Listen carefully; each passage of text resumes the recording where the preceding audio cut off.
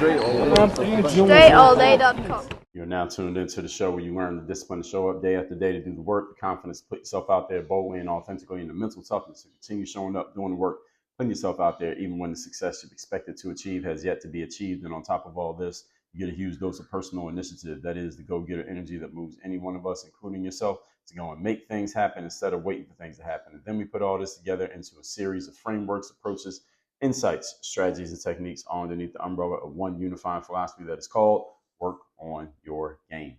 My name is Dre Baldwin, also known as Dre All Day, and welcome to the show. And today's topic is the power of tap rooting. Before we get into this, I remind you all of two things. First of all, daily motivation message, guaranteed to have you focused, sharp, and on point to start your day or your week, and daily and Monday motivation, respectively. Once we send those messages out again, you'll be getting those straight to your phone if you're a member of my text community, which is free to join. So text me at my number 305-384-6894. Secondly, Work on Your Game University. That is the place where I do all of my coaching. If you like to have me as your direct coach for, your mindset, your strategy, your systems, and your accountability to make sure that you are implementing, performing, being consistent, and producing results at a high level. I'm looking for high level people, and those you are aiming to be high level people only, go to workonyourgameuniversity.com. That link is below in the description to this episode, wherever you are consuming this.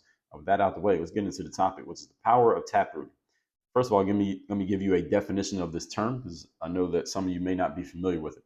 A taproot, this is the definition, is a large, central, and dominant root from which other roots sprout laterally. That's a taproot. It's a large, central, and dominant root from which other roots sprout laterally. So if you've ever seen, if you just imagine this, a picture of when someone shows you a graphic of a plant or a tree above ground, and then they're showing you like what's happening underneath the ground, how the roots are way deeper than the actual height of the plant. So the roots are way deep, and there's one main root, and then there's all these little smaller roots that branch out from it. You've seen that before? Okay. The tap root is the main root.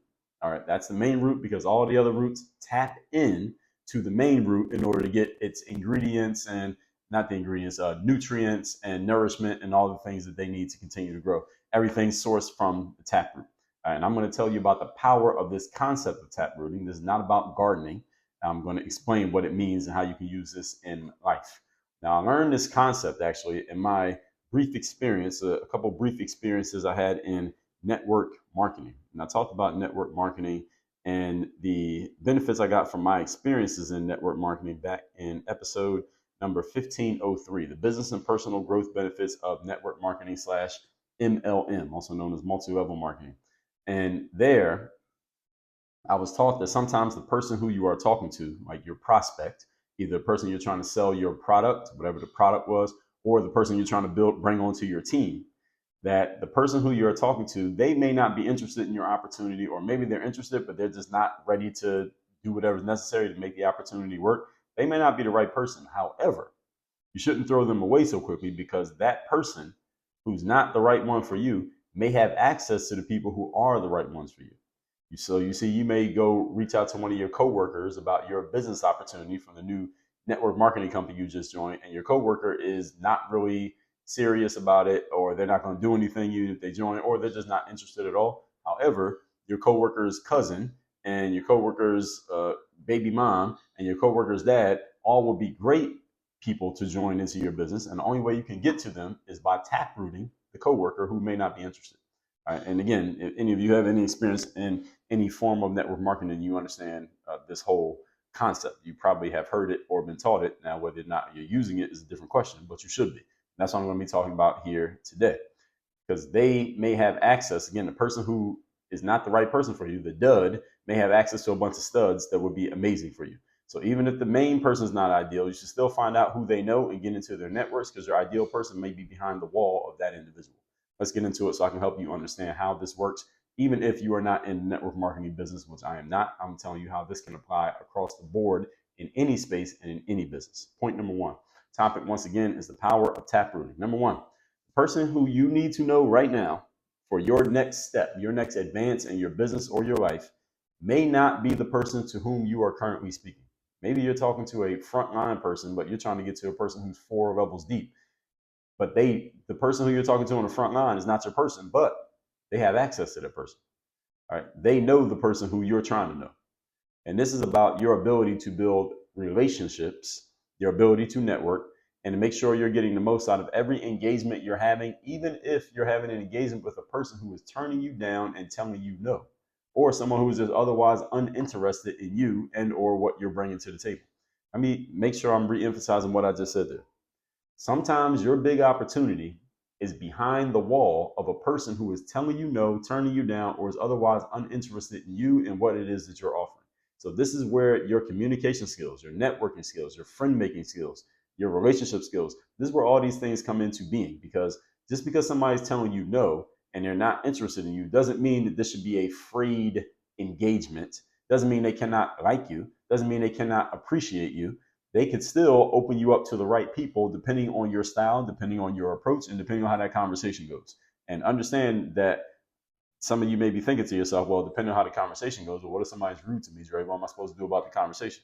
Well, in general, if someone's just rude to you off the top, then there's not much you can do. But here's a general rule of thumb you should keep in mind. In any conversation, the person who is asking the questions is controlling the tone and the pace and the direction of the conversation. So any conversation in which you want to get someone on your side, what you should be doing is asking the questions instead of providing the answers. So this is, again, a conversational skill that I go through in the Business Builder framework inside of Work on Your Game University, also in the People Skills program inside of Work on Your Game University, and many of my trainings inside of the university. And also when you get on the coaching calls with me, you will hear me talk about this, and I will actually address direct questions that you have about it when you're a member of the university. Again, link down below in the description. So you have to learn how to tap into a person, even when, again, they may not be your person. So it doesn't mean they couldn't help you find someone who is your person. Again, depending on your communication, question asking, and selling abilities. So when I'm making calls, for example, if I'm cold calling, and I was cold calling earlier this afternoon, as a matter of fact, for consulting business opportunities, I will often find myself speaking to a person who tells me that they are not the person who I'm looking for. Because sometimes I'll just directly ask them, are you the person I should be talking to about ABC? And they will say, no, I'm not the person. But again, depending on the quality of the conversation, but I know the person who could help you. Usually, if I'm cold calling, let's say I'm reaching out to someone for a speaking business, a speaking gig, and I call a person who I think might be the person. I say, well, listen, I'm looking for the person for this. They will often, it almost always happens this way, they know who the person is, even if they're not the person. And they know who the exact person is. Okay, no, Dre, you shouldn't be talking to me. You should be talking to Mary over there in that department. No, don't talk to me. You need to be calling Mark. Let me give you his number. I've had people tell me this. I've had conversations with people who tell me that they're not the person, but they say, but the person is this person. And let me give you their number, or let me transfer you to that person if they're in the same office. And depending on the questions that I ask, they can give me more information. So they know, not they know, I know what direction I'm going, even when I get sent over to whoever the best person is, if it's not the individual who I reached out to in the first place. Again, they will either connect me, they'll put in a good word on my behalf. I've had people write emails to introduce me to the person and CC me on the email. So basically, walking me into the conversation with the other individual. This is all contingent on me, first of all, reaching out to somebody, even if I have the wrong person. Secondly, positioning myself properly. And third, selling myself properly. You got all three of those. Number one, I have to actually do the work and reach out to somebody, even if I get it wrong. Number two, I got to position myself properly so they understand who I am and what I want. And number three, I got to sell myself properly so they understand why I'm valuable and why they should want to help me. You got to be able to do all three. One, two, three. Everybody caught those, right? So when I'm reaching out, especially when I'm reaching out to people cold, people who don't know me, have never met me, etc., I want to make clear who it is you are, what you want. And I'm going to talk about that a little bit in the second point, actually a lot in the second point. But also, you got to actually be doing the reaching out in the first place. And again, I can't tell you how many times this happened to me. I started doing professional speaking in 2015. So over the course of 10 years, I've had many conversations where I'm talking to the person who clearly tells me off the top, from the beginning, that they're not the right person. But they take a liking to me and they appreciate the fact that I reached out. Maybe because I'm interrupting them from doing some hard work they need to be doing. It's easy to talk to me. And they'll tell me, hey, all right, well, this is what you got to understand about what we do here, or how our company works, or what we do in this industry. Depending on who they are, they may have more or less information. They'll tell me who the person is. Well, here's what you need to do. Now is not the right time. You should wait 3 months, or you need to call this person next week because they're on vacation, or send us an email in 6 months, or send me an email with all your information and I'll forward it to the right people. I've had people tell me these things. Again, often when they're telling me no, and then they follow up and tell me what I can do and how they can help. But again, you have to actually be reaching out to do this. All right. So keep in mind that even when somebody's telling you no, that does not mean that you can't access someone around them who they know, KNOW, who could be a yes. But it requires a couple other things. Let's move on to point number 2. Today's topic, once again, is the power of taprooting. Second point is this: you must be constantly explaining yourself and your stuff to new audiences of people. You have to be constantly explaining. When I say explaining, it just means positioning and letting people know who you are, what you're about, what you bring to the table. So when I say explaining, that's what I mean. Letting people know that you exist and what you're about. If you are on social media, for example, you can run advertisements that let people see who you are, what you're doing, what you're about, why it matters. You don't have to keep saying it every time. You just have to have something that does give the message. So if you have a video that you've recorded that's 2 minutes long that explains who you are, your background, and why you're important, well, you put that video up on your website. You can run ads and send people right to that page on your website. So now everybody can see the video. Now more and more people know who you are. The more money you spend on ads, the more people will know that you exist because of that. I'm just giving you that as a rough example. Point is, you have to be constantly explaining yourself and your stuff to new people. You need something that does this. This is the reason why people have websites. This is the reason why businesses have brochures. If you walk into an apartment complex and say, hey, I'm interested in an apartment, well, they may just hand you a brochure. Why? Because the brochure is telling you a whole bunch of things about the community so that a human being does not have to tell you the same things about the community. That's the point of it. That's the point of a website. At least if you have a personal or business website, one of the points of the site is to let everybody know who you are, what you're about, who works here, what we're doing next, what's our mission statement, what's our reason for existing in the marketplace. You put your website up there so that it answers those questions, so that you don't have to have a human answering the same questions over and over and over again. The website does it for you. So you have to be constantly explaining yourself and your stuff to new people through some mechanism, ladies and gentlemen. Whether that is you using your mouth, whether it is your website, whether it is some content that you've created, you want to be constantly doing this. Key word here, constantly. Letting people know who you are, what you're about, why you exist, how long you've been around, they didn't know about you. What I just talked about at the end of the first point, everything I just said right here. The more you expose yourself and your message to new people, the more opportunity you give yourself to connect with a person who may know a person who may know a person. And that's what you want. You want to connect with the person who knows the person who knows the person. And ladies and gentlemen, I want you all to really understand this. When I do consulting, when I do keynote speaking, I have 5-figure fees for these, and hopefully I can get up to 6-figure fees for consulting and keynote speaking. As of this recording, 5-figure fees. This year, multiple times this year, I have landed consulting and speaking opportunities, not because the person who ended up paying the money knew me. They did not know me. I reached out to someone who knew someone who knew someone that led to an opportunity that ended up making me money because of my ability to taproot. I reached out to one person, was not asking me even to do anything money-wise with that person. We connected. They knew somebody. That person knew somebody. That person needed somebody. The whole loop came back around to me, and that's where the opportunity happened. And the only reason that opportunity happened is because I knew the first person who knew the other and the other and the other, and then it came back around to me. Had I not reached out to the first person, the opportunity wouldn't have come to me. It wouldn't have went to somebody, it wouldn't have gone to me because I reached out in the first place. This is why you got to be out there. This is why you have to be visible, folks. This is why it matters to invest in your brand. Investing in your brand. We just did an episode on that. Let me give you that episode for those of you who have short memories and don't remember where I talked about that. Talked about how and why to invest in your brand, episodes number 2971 and 2972, just a few weeks ago. And one of the ways that you invest in your brand is to make sure that you are visible, make sure that you are outside, make sure that you are findable in places, and make sure that when people do see you and they do find you and you are outside, that you are positioning yourself and presenting yourself as exactly how you would like to be perceived. That's why all these things matter. That's why your website does matter if you're going to have one.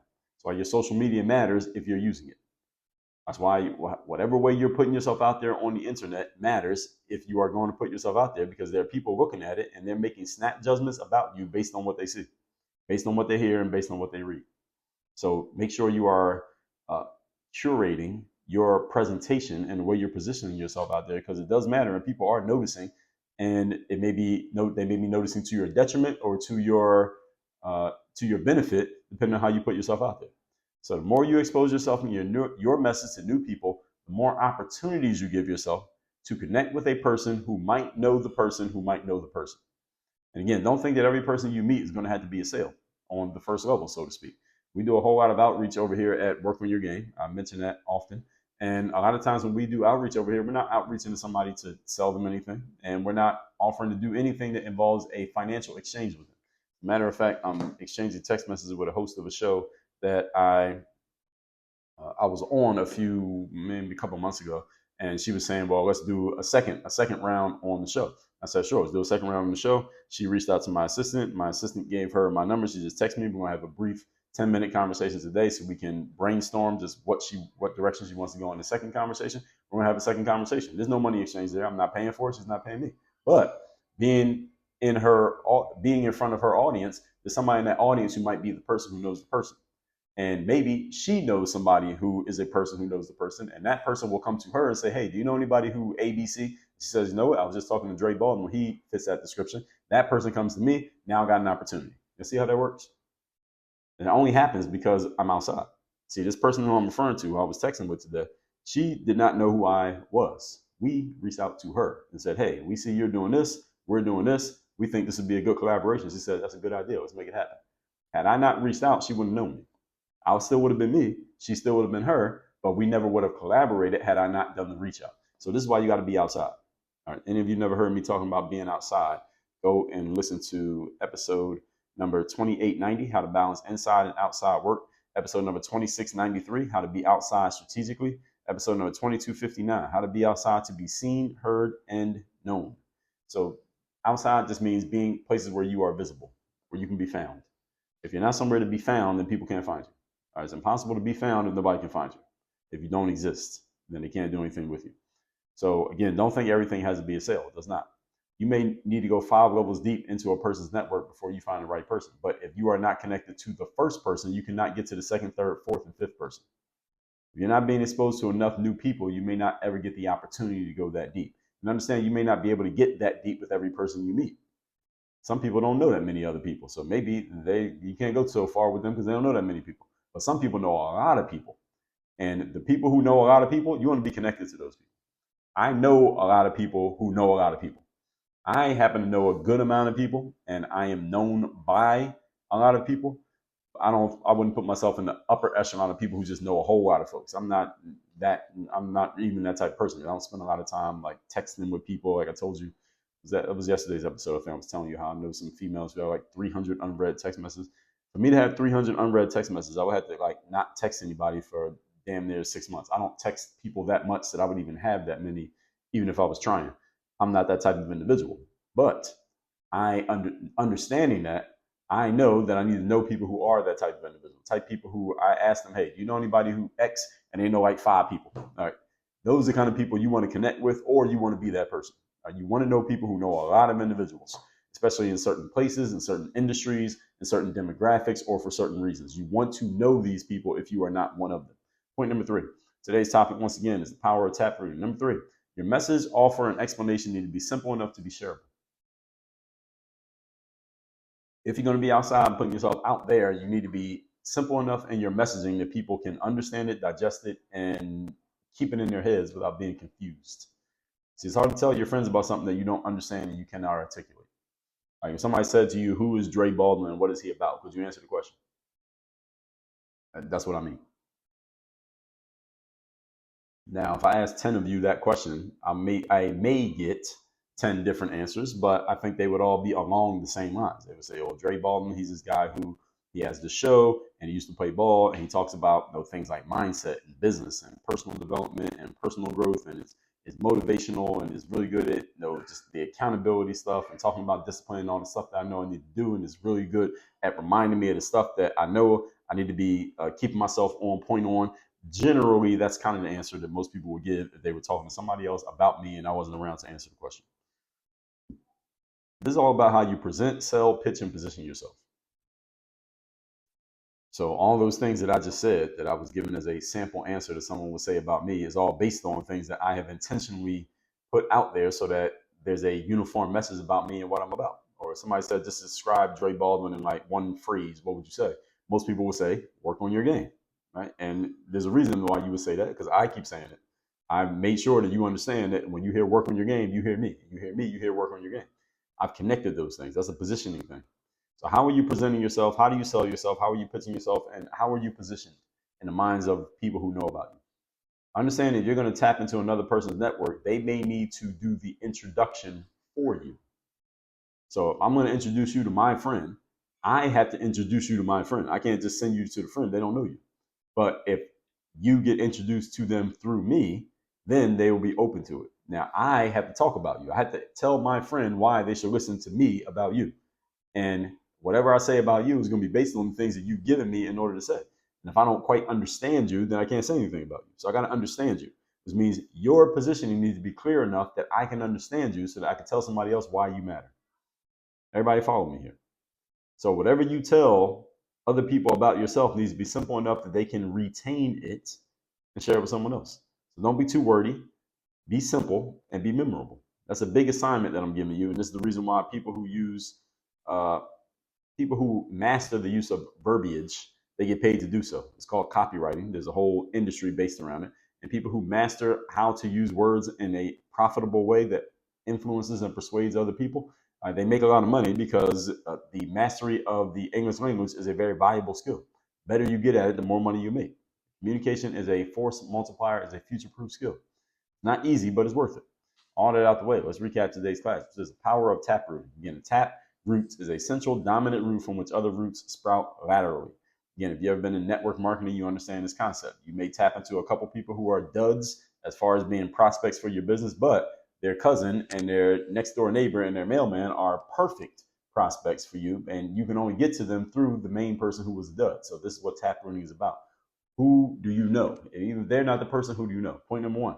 Person you need to know may not be the person you're currently talking to, but they know the person who you need to know, which means you need to keep working with them. And again, make sure that you lead the conversation positively, even when they're telling you no. And again, this is all about your communication skills. Number two, you must be constantly explaining yourself and your stuff to new people. This is not a negative thing, it's a positive thing. When I say explaining, this means introducing, letting people know that you exist, what you're about, what you bring to the table. This doesn't have to be you giving a 10-minute speech about yourself. It could be the 50 words in your bio on your social media profile, whatever it is that people are coming across you. But you have to have a way of constantly letting people know who you are, why you exist, and what you are about.